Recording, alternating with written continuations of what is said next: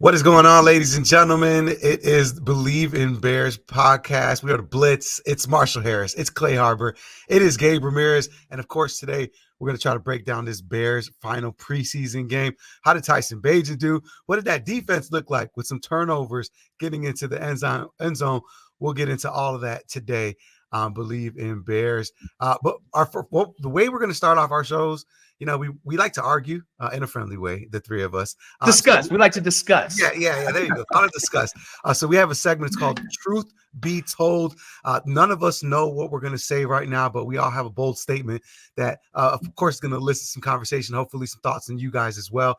I'm going to go first, guys. Truth be told, Travis Homer will be the first running back cut from the Chicago Bears team. Oh, first one cut. So you believe in Velus Jones now, right? Is basically what I heard right there. That sounds like what I heard, right? I can't watch Travis Homer drop a ball out of the backfield again. Last week it was in the end zone. It could have been a touchdown. This week it's on a crucial third down play. I mean, they put him in there for a reason, right? To be a pass catching back on third downs. And if you can't come up with it, you're going to find yourself on the short end of the stick. Okay.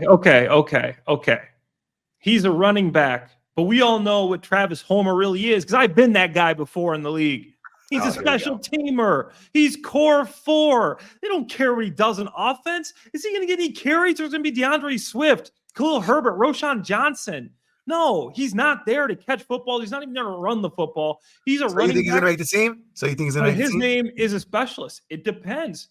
If Richard Hightower has his way, he is keeping one of his core four players. Okay, if Luke gets it, I was about to call him. Sorry, Shane Waldron. If Shane Waldron has his way, he's probably not keeping him. So it comes down to Eberflus and Poles to whose input they take. But right now, they don't know who they're going to keep. Once they start narrowing it down, is it more valuable, his special teams or Velus Jones on maybe a couple carries a game? So this comes down to Velus Jones Jr. versus Travis Homer in Gabe's eyes, whereas you're like, hey, this is special teams first. I get it, Clay. You're a little bit biased, but also you're right. When it comes to core four, when it comes to special teams, somebody has to be there to be like, these are our guys that we have to have on special teams. And that's what a special teams coordinator is going to say each and every time. I think it does outweigh the overall, like Velus Jones Jr. on special teams. I don't know that any of the three of us buy into that as like, hey, this is a guy who's really shown on special teams. He's a difference maker. And that's why I think it could be interesting, but it's a great question. I don't know that it's truth be told, but we're going to find out one way or another. I wouldn't be surprised either way, though. I really would. What you got for us? All right. So truth be told, the Bears are going to have a top 5 defense after what we've seen from this preseason. Oh, I mean, top 5. I didn't say top 10. I said top 5. I heard you loud and clear. I think, we've been seeing top 5 effort from the second and third units. I think what that first unit will look like against first unit offenses is going to be interesting. I think something that most people have not talked about is third down defense for the Chicago Bears throughout the preseason, not just today, not just in week 1 and 2, but throughout the entire preseason. It's been an issue giving up third and long. So I'm reluctant to give them the top 5, but they're going to be a top 15 defense for sure. They better be. Top 15. That's just the top half, Gabe. They finished last year as the best defense in the league from weeks 12 on. Best defense in the league. That's statistics, that's yardage, that's points. They were the best. Me, honestly, I think Marshall's wrong, but I think they're in that 5 to 10 range just because you need to have another edge rusher. All right. You think they're done though, Clay? Are you saying they're done? They can't go out and add some whoever's out there. They're pulling guys off the scrap heap. They ain't playing yet. These guys aren't going to be an impact player. So they need another edge rusher because here's what you're going to do. We come into meeting rooms. I'm a tight end, offensive meeting room. I like the game plan. I already know what they're going to. You're chipping Montez Sweat all game. At this point, I'm looking at D-line. Who you got on the other side? Austin Booker, a rookie? Yeah, he's played well, but he ain't playing against Pro Bowl caliber tackles like you see in the NFC North. He's not playing against starters. These guys are going to have a plan for his athleticism. So you don't have another rusher coming from the other edge. It makes it difficult, man. So to me, they really missed the boat on getting a guy that can get some pass rush because now that chip, the running back, you're going to be sliding to Montez Sweat. I don't care if you're bringing Yannick Ngakoue. You just don't got enough pass rush there to be a top 5 defense. I still think with their defensive backfield and their linebackers, they're 5 to 10. Should be good. All right, Clay, what you got for Truth Be Told, man? Last one. Truth be told, Tyson Bagent is a top 5 backup quarterback in the NFL. I know Oh, my there's some goodness. good backup quarterbacks too, but he's had a heck of a preseason. This he's a second-year player. He came in, won a couple games for us last year from a D3 school. I played D1 AA. You know what an NFL offseason does for a player? His first true full offseason in the NFL, this guy looks poised. He's getting the ball out quick. He's showing mobility. He's doing everything you need to do. I know there's a lot of good backup quarterbacks out there, but I do think he's top 5. You got Jimmy Garoppolo, Jameis Winston, Joe Flacco. I guess Listen, it might be up there. Here's but I what don't know I'm if it's top saying. 5. Gabe, Clay, listen to me very carefully. FoxSports.com did their list of top backup quarterbacks.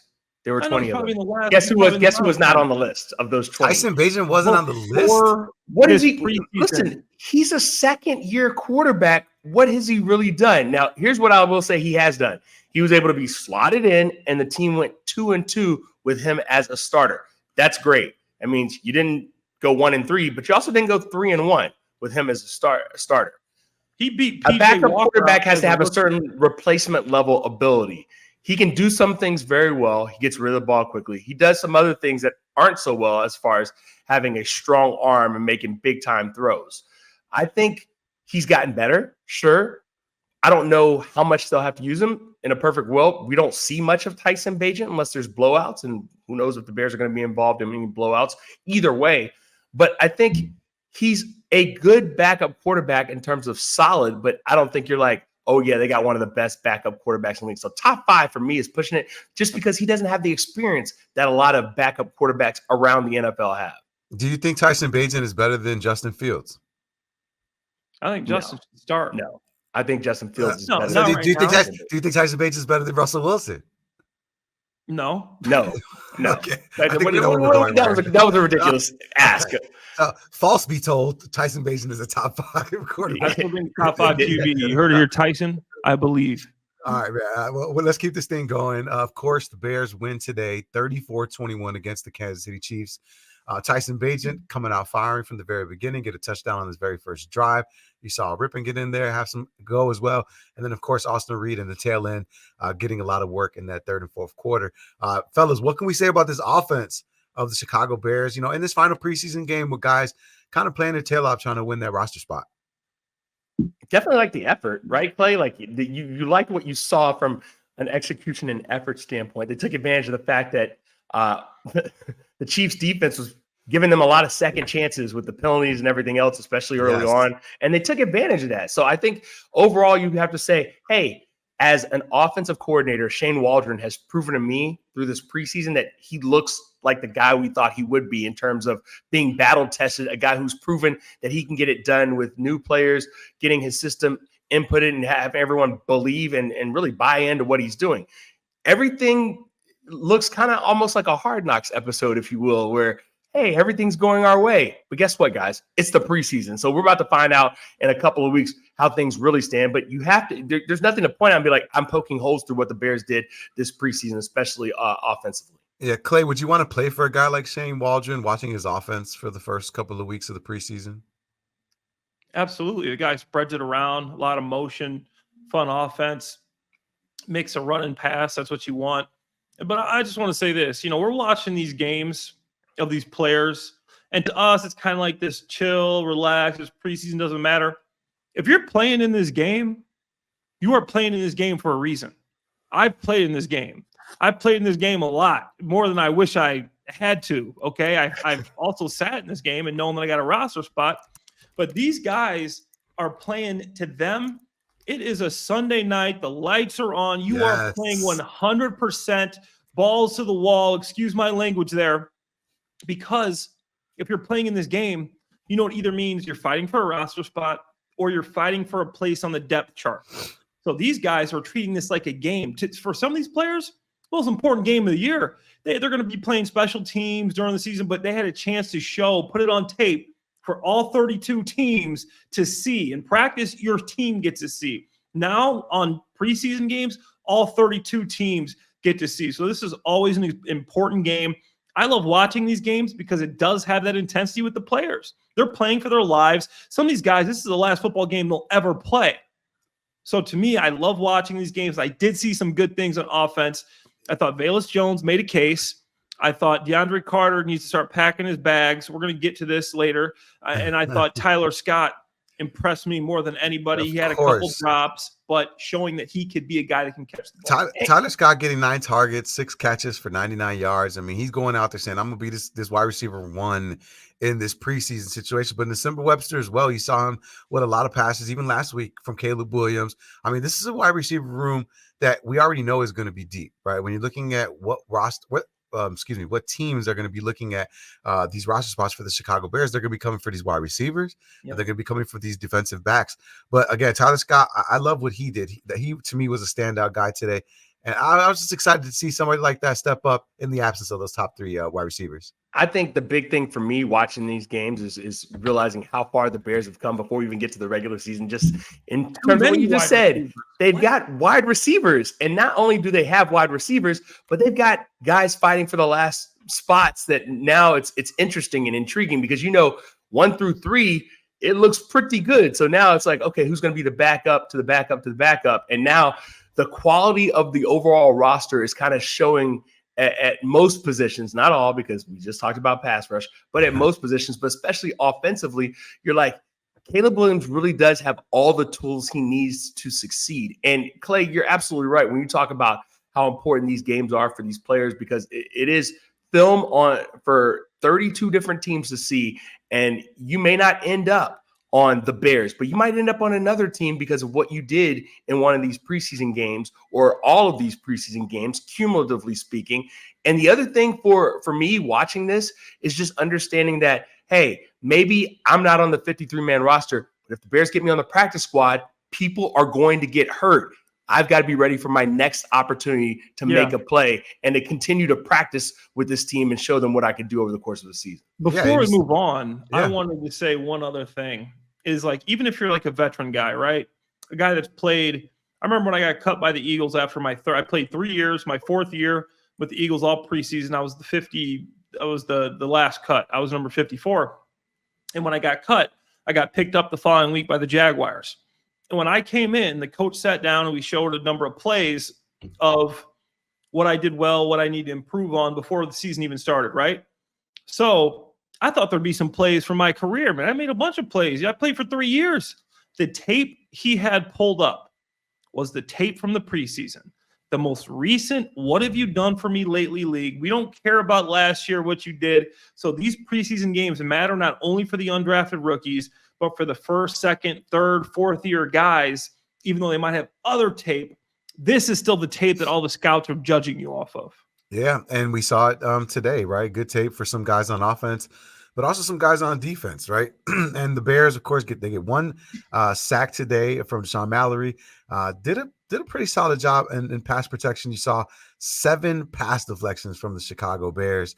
Cobra getting in with that 1 stop on 3rd down. They looked absolutely dominating. Marshall, when you're looking at this Bears defense, at this with these guys, right? You talked about depth. You talked about practice squad.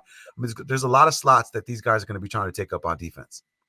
I think for me, I don't know how I feel about the Bears defense. I feel like they're going to be top good. 5. Well, what do you mean? You said top 5 already. No. Listen, I see it, right? I can see it because I saw what happened at the end of last year. Like Clay mentioned, how good they were against everyone but the Packers down the stretch. I think the biggest thing for me is, okay, but can you take it to the next level once the regular season starts? And yeah, we have questions about the pass rush, but the beautiful thing about it is, after seeing how the new linebackers played last year, the rookie linebackers last year, and how they got better over the course of the season, it's like, is there another gear for this defense to take it up to with the personnel that they have right now? When you look at second-year players on the defensive line and looking to see pressure, not just from the edges, but also from the inside, are those guys going to get better after getting after the quarterback? I think for me, watching all those players and understanding that once the regular season starts, it changes because now teams are scheming against you specifically, and they've got other things, other tricks up their sleeves, so to speak. I'm just interested to see how the defense of Matt Eberflus, as he goes back to calling the defense, remember, he didn't do that during the preseason, but now he's going to call the defense. I want to see what adjustments are made and how much better they are against NFL teams in the regular season. Yeah. That's the hope, right? That they are showing improvement from last year. Yeah, you were good, you were better, you were improved, but you got to take it up another gear if you want to be one of the best in the league. Yeah, and in order to be able to do things like that, you do need some continuity. Clay, is that an overused statement, right? I haven't played in the NFL for 9 years. Marshall's talking about can this Bears defense take it to another level? And I would assume continuity, familiarity would be something that would allow that to happen. But I would love for you to speak on that from your perspective.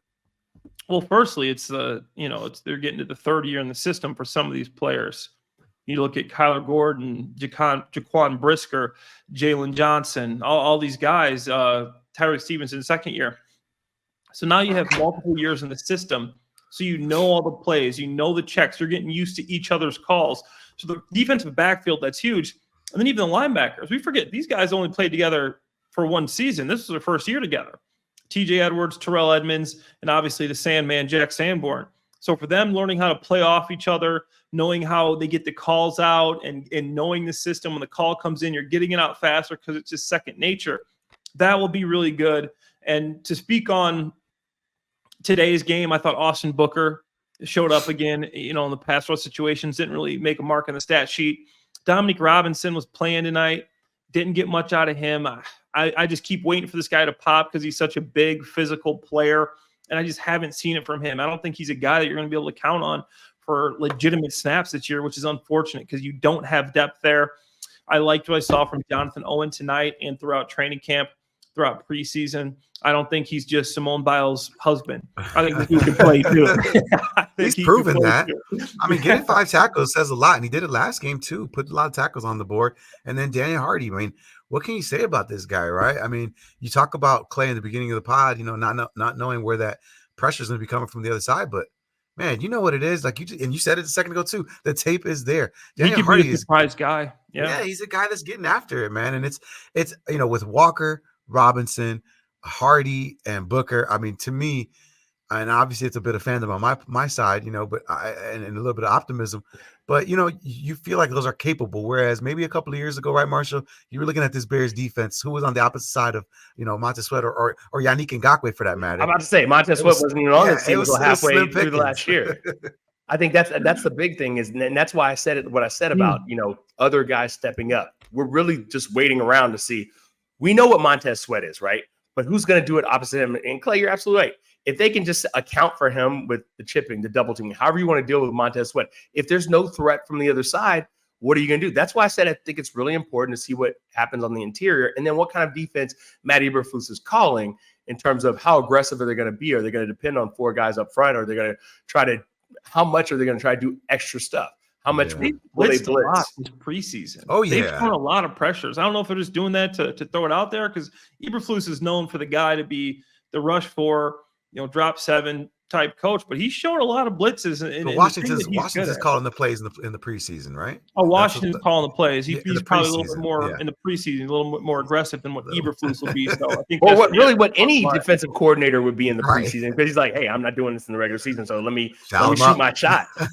Now you got to practice. So you go into Tennessee, they're scheming and all these blitzes. Like I would look back at the previous season, what you had to do, and especially for a guy like Washington, obviously he's not calling the plays, but you go back and say you're playing the Titans, but the defensive coordinator was a D coordinator for the Jags last year. You're watching Jags film because you want to see what kind of calls he's making, but then you want to see the players on the team in the preseason. So now they're watching a couple different looks, and they might be used to one tendency when the Bears are really going to show another tendency. It's just a lot to prepare for, and it's the chess game. But what I've been seeing is I like how they mug up backers and they put teams in situations to where they do have to block the defensive lineman one-on-one. Even if you show blitz and drop out, you can maybe manipulate a one-on-one matchup for Montez Sweat. Those are all things that I think the Bears are figuring out how they're going to try to get him one-on-one situations. Yeah, and it seems as though they're relying on that speed of that defense, especially in the secondary. All right, you're listening to Bleav in Bears. Gabe Ramirez, Clay Harbor, Marshall Harris.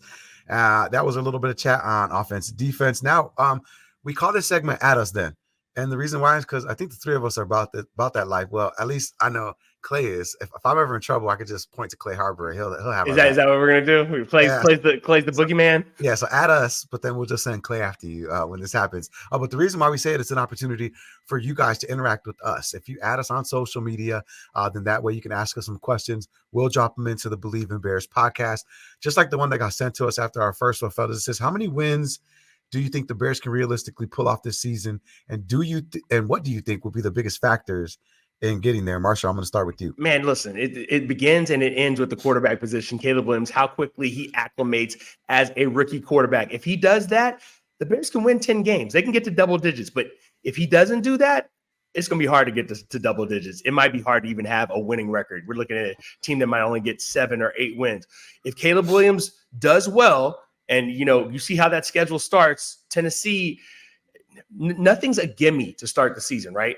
But that's as close to you should be able to get something done as any. Now, after that, the Texans, it gets a little harder, a lot quicker. But I think whatever Caleb Williams does in his first 4 games is really going to determine how the season goes. I say that knowing that last year, after 4 games, 0-4. So the beginning matters. It really does. Clay, Absolutely. what you got? And yeah, man. So Marshall brings up a valid point because the Bears have to handle business early because they got one of the hardest schedules in the league in the second half because you're playing all the division games. You're playing the Packers, you're playing the Lions. I mean, we got the 49ers in there. You got the Seahawks in there. I mean, these are some tough games that got to end the season. So like Marshall said, if you start 0-4 like you did last year, you're done. You're done. You got to get one from the Titans or the Texans. And then from there, you got to get some work done early in the year because you got the Colts, you got the Rams, you got the Panthers, the Jags, the Commanders, Cardinals, Patriots before you start in that division run with the Packers. And we all know how tough the Packers are going to be last year. And I just wanted to say this. It's been bugging me a little bit. Marshall said, yeah, the Bears defense didn't do so well against the Packers last year. Good in the end of the year. They did fine against the Packers. They didn't win the game, but then the next week the Packers go and hang 48 on the Dallas Cowboys in the playoffs. So that was the caliber of offense that the Packers had, and the Bears defense still kept them in the game. The offense is what happened to not win them that game, and now they got a lot more weapons. Bro, give me a win total, bro. Yeah, he's going. He's talking about some other stuff right now. All right. The total is 10-7. I got the Bears 10-7. Oh, okay. Clay's being like me, as he should. I was say all that to circle back, and I hate to disappoint the masses.